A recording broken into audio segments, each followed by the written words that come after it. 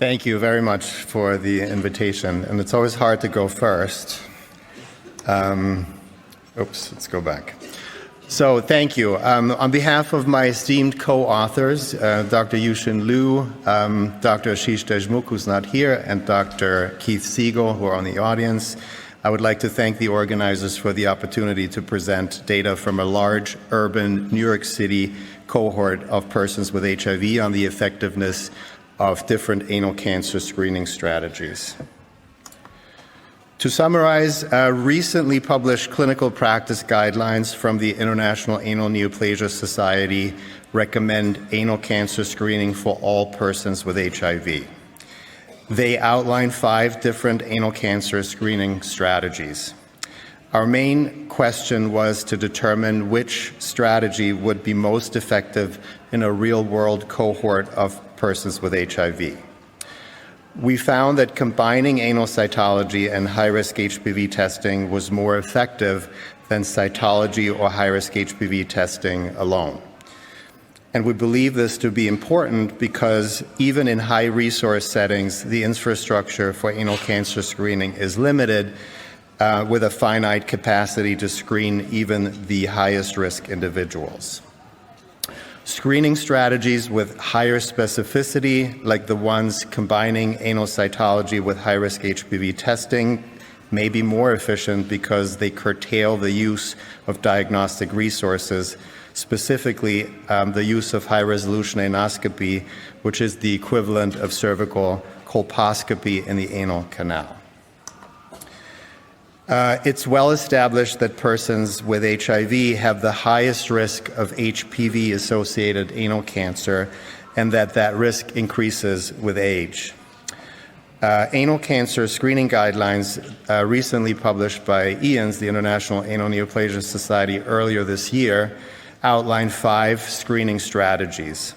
Those are 1, anal cytology alone, 2, anal cytology using high-risk HPV testing as triage if anal cytology is ascus or greater, 3, high-risk HPV testing alone, 4, high-risk HPV testing using anal cytology as triage when high-risk HPV testing is positive, and ultimately anal cytology and high-risk HPV co-testing.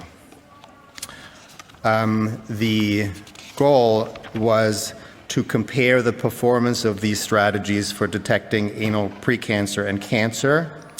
We used cohort data from a large clinical database of persons with HIV who underwent primary anal cancer screening at Mount Sinai Health System in New York City. We included 1,620 persons with HIV in the analysis who had anal cytology, anal high-risk HPV testing, and high-resolution anoscopy guided biopsy results available between the years 2012 and 2019. The median age was 45 with a range of 34 to 54. The vast majority, 90%, were MSM with HIV, and the histological anal precancer rate was 42%.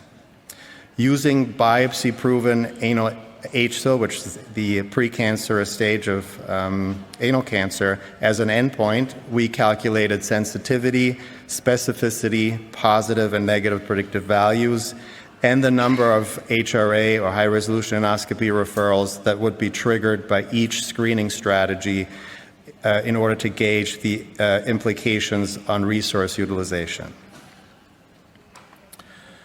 So this table summarizes the performance of each of the 5 screening strategies, indicating the HRA referral thresholds in column number 2, as well as sensitivity, specificity, positive and negative predictive value, as well as the number of HRAs triggered in the subsequent columns. The key points are actually highlighted in yellow. But I would like to emphasize the following 2 key points. First, the strategy with the highest sensitivity and negative predictive value to detect anal precancer or cancer was high-risk HPV testing alone, with a sensitivity of 96% and a negative predictive value of 92%. On the other hand, this strategy led to the highest number of HRA referrals. Second, anal cytology with high-risk HPV triage and the reverse approach of high-risk HPV testing with anal cytology triage had slightly lower sensitivity, but markedly higher specificity, and led to the highest number of high-resolution endoscopy referrals. This slide spells out again what we just discussed in the previous table, and I will skip it in the interest of time.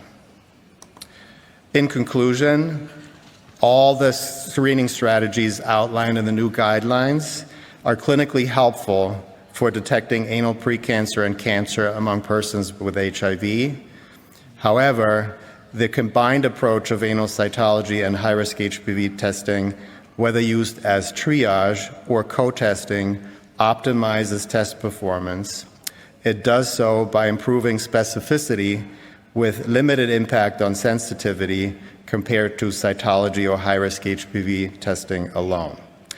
Incorporating high-risk HPV testing into the screening protocols substantially increases specificity and results in a reduced number of diagnostic procedures, which we believe to be critical because the capacity to perform HRA is limited even in high-resource settings.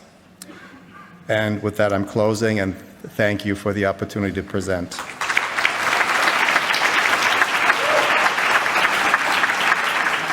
Thank you.